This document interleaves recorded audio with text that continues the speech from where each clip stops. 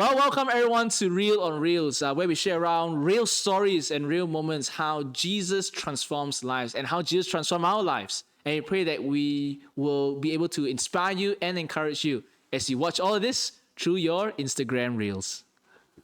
Yeah. Hi Yeah. everyone. My name is Crystal, and today I'll be sharing with you my reflection on the fear of rejection. Right.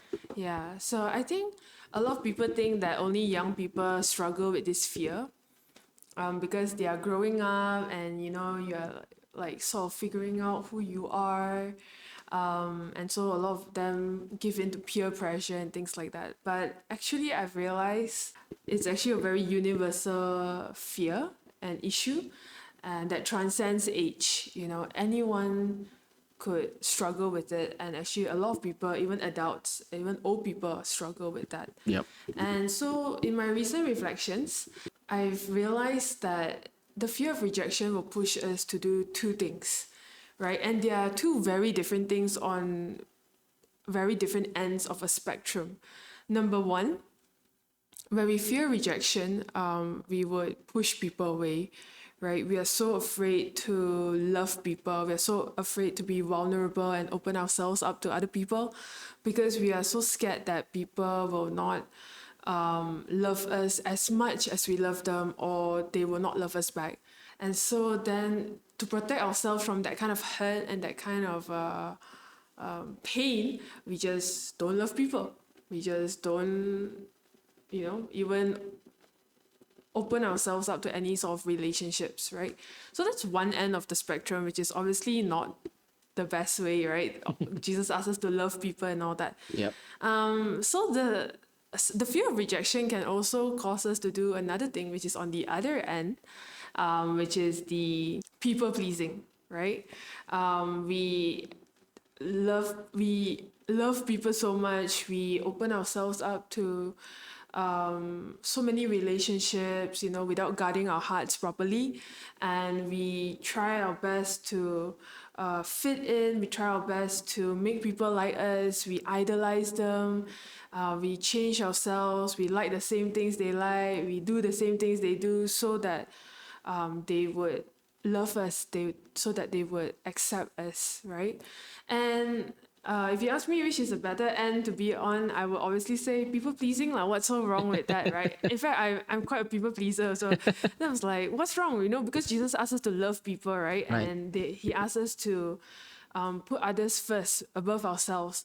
So what's so wrong about people pleasing? I know it's not the healthiest, but it's also not that bad.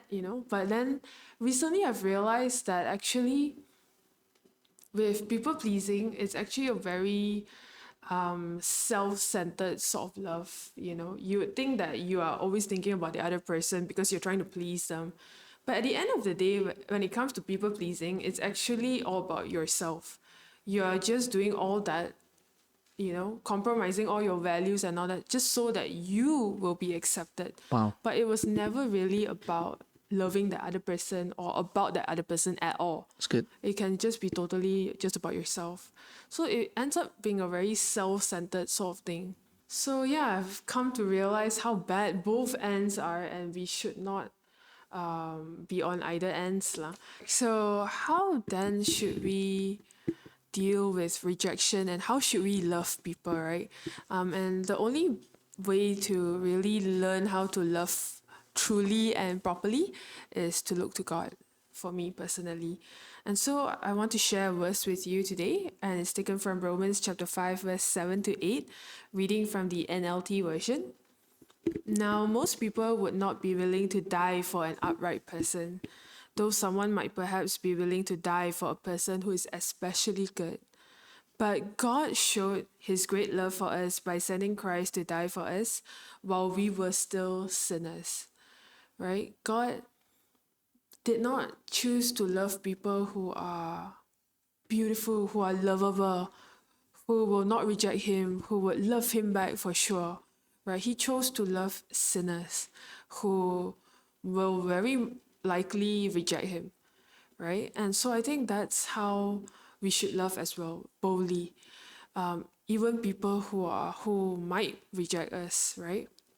And the reason why I think God is able to love so boldly is because his love is a very selfless kind of love. It's never about himself. It's always about the object of his love, which is us. So when we love people, we should only think about the person that we are loving. It's never about me being accepted or me looking good or me fitting in. Yeah. So love selflessly, and don't be afraid of rejection. Yep. And so with that, I pray that that encourages you wherever you're watching from today. God bless all of you, and we will see you on our next episode.